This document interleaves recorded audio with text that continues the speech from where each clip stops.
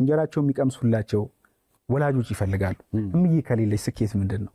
አባዬ ከሌለ ሰርግም ይደበዝዛል እኮ ሰይፍሻ አይደለ?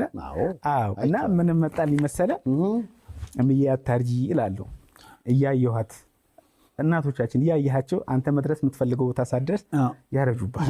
እምዬ አታርጂ ሰከን በይ ላፍታ ባዶ እንዳታረጊኝ የሞላልኝ ለታ የምን እህህ ነው አይን ወገቤን ማለት ወዴት ገሸሽ ገሸሽ ሲቃረበን ስኬት የምን ፍንታፍንቶ ምንድነው ፍሪዳ መጥገብን የማውቀው ስትወጪ ከጓዳ